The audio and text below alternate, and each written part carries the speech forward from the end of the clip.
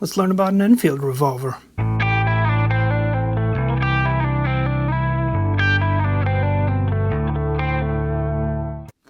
So this was a recent pickup from a Hunter's Lodge order, and as I may have stated before, I don't have any background in the Enfield Revolver, so this is going to be just a learning project for me, which I find to be a lot of fun. So I just went ahead and broke this thing down. When I received it, it was pretty dirty and had some good chunks of grease all over it, which is good. So what I did first of all was get rid of that, and then with the extra parts here, I went ahead and just did the boil thing since these were completely rusted. This extra barrel turned out great. And the other pieces looked like this after I boiled all of them. And these still just have to be cleaned up. But there's quite a few extra pieces there, which might come in handy in the future. This was about 120 bucks, and the spare set of parts was 40 bucks. So at that price point, I'm very happy. And again, for me, this is just a fun project. Let me learn about this, and not on like a Safe Queen where I have to worry about scratches, dings, or doing any damage.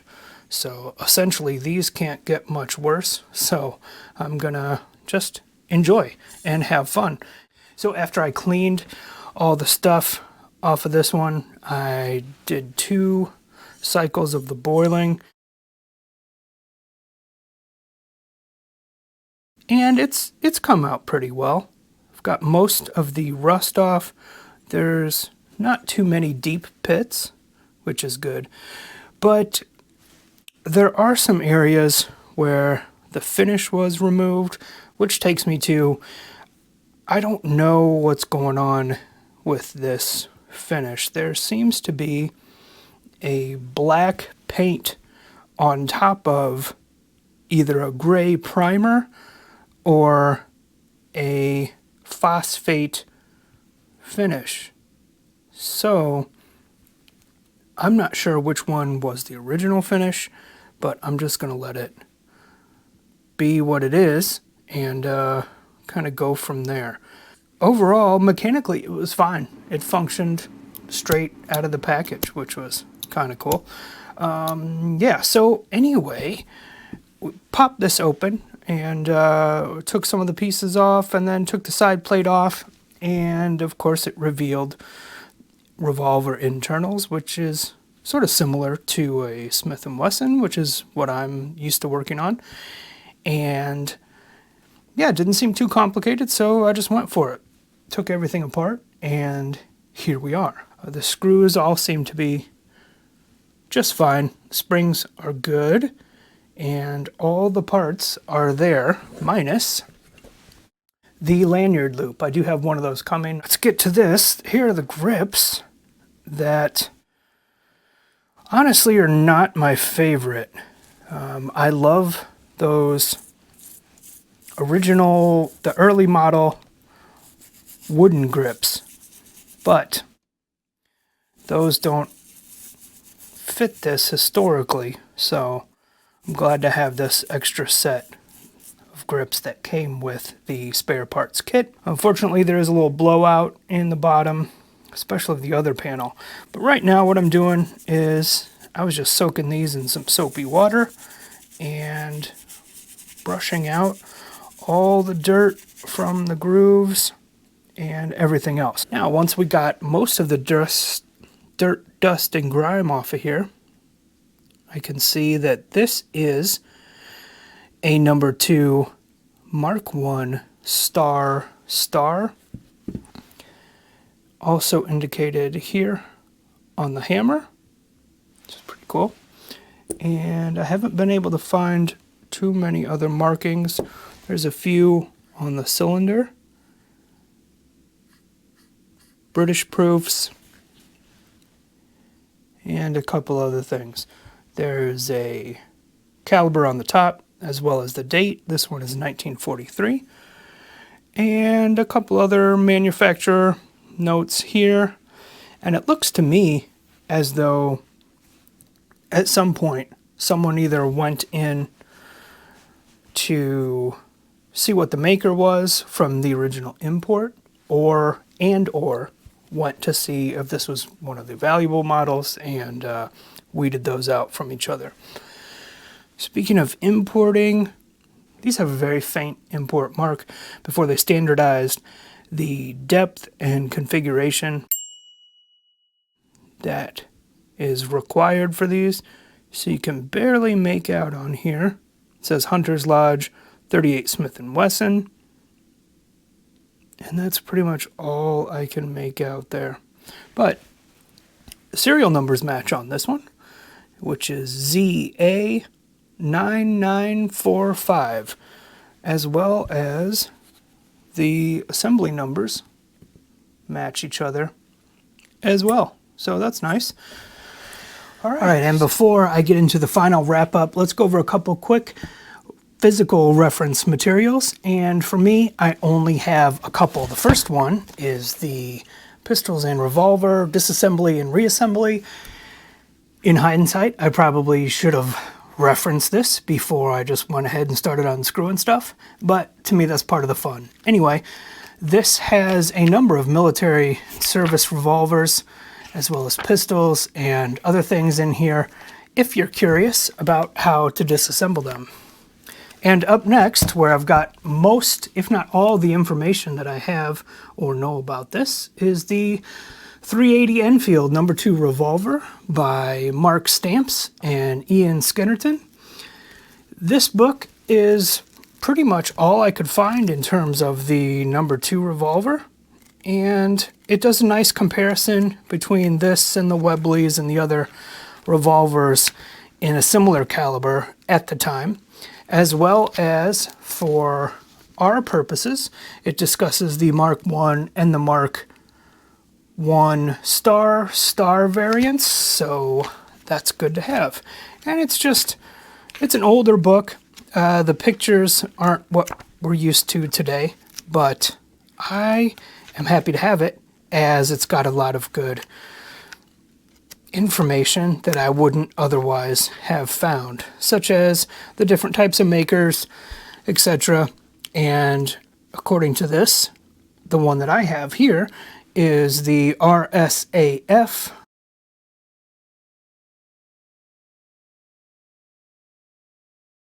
So in addition, it has various inspector marks and maker's marks, and talks a little bit about holsters and accessories and a couple of other comparisons, which is nice to have. Anyway, this one has been a good addition, and between this and the disassembly, that's all I have, but they've helped me out quite a bit.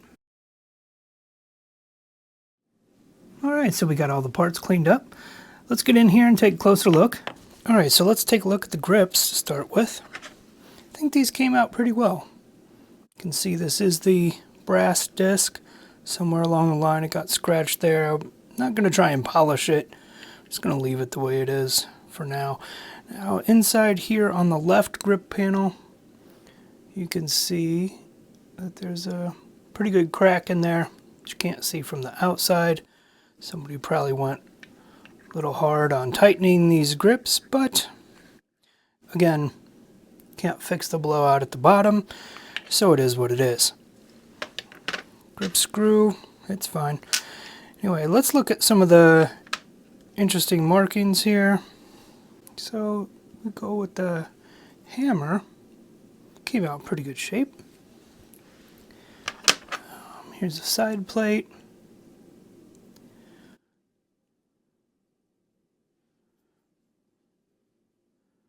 Assembly number. I gotta figure out what this is. Anyway, it came out pretty well.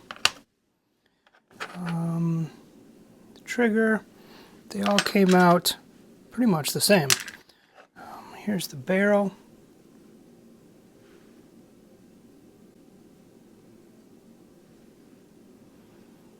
And you can see it has the black paint over either a primer or the original finish, not sure.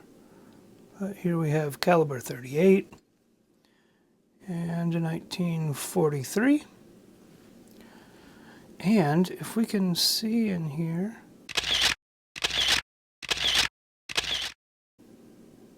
that bore is actually pretty nice. So that's great. Cylinder.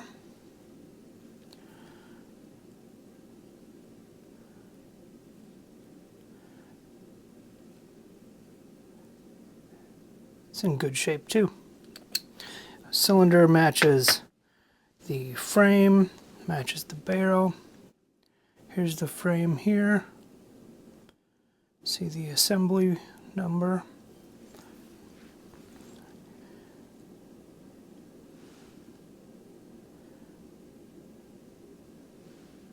You can see the crude machining from wartime production. But this came out pretty good.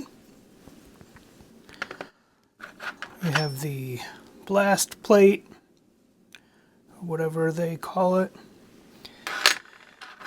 Mainspring, and cylinder stop, the hand, everything else looks good. Here's the thumb release. One thing I did notice was these two screws appear to be wood screws and not whatever is supposed to be there. So I might need to look into some replacements. I don't want to just ruin those threads. And I still have all the individual screws here that I'm just going to clean up by hand a little bit more. And let's go ahead and get this thing back together. Okay, so I finally finished this little guy and just thought I'd do a quick wrap up here. So let's go over the good things, which were that all the numbers match and it's functional. And after it cleaned up, it's not too bad. And I kind of like the ones with a little bit of character, such as this one here. The other good thing is that the price. I mean, it was about $120 and the extra parts kit was $40, which gave me a set of grips. And honestly, I don't like these grips. They feel okay. But aesthetically, I really like the older ones that kind of stop right here and come around. And so maybe I'll see if I can find a pair of those just because it's mine and I like it. Other than that, this was missing a lanyard loop. The grips were cracked, broken here, but the other parts from the parts kit were in great shape.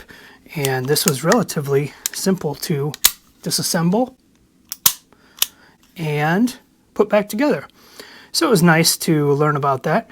Now I do need to replace these two wood screws, which are definitely not correct. I found a couple replacements and the only ones I've seen are about $11 a piece, and I'm not going to do that. So we're just going to go ahead and live with it the way it is for right now. I will keep my eye out for a holster and a lanyard loop. It did come with a cleaning rod, which is kind of nice. But again, this comes back to what's my goal and what was my whole aim with ordering something like this that I know is going to be a project. And for me, it's all about learning something new. What never fails to surprise me is that there's another aspect of firearms that I can learn about and that is brand new to me. And I think it's good to keep challenging yourself. In my opinion, I like to challenge myself. And so as I can look this up online and see the best way to disassemble or even read the book that I have on my shelf, it's great for me to go at it first and see what I can do in terms of understanding the mechanics of what's presented to me and see if I can figure it out and make it work. But that's just me. I like taking things apart. I like working on things. So anyway, and that's another appeal of these guys in this sort of condition, is that I don't have to worry about screwing it up. Additionally, the bore on here is fantastic. And the cylinder, also really, really nice. And the extra barrel that came in the parts kit, also really nice bore. So that's great. And I have some 38 Smith & Wessons that I've been saving apparently for this guy. So we'll get those out and take it shooting, see what kind of accuracy we can get. So if you're like me and you like this kind of thing, stay tuned. I can finally get to work on a couple of those other Hunter's Lodge projects. So I'll be posting some of that. Anyway, appreciate you watching as always. Until next time, keep your fingers off the trigger, and we'll see you later.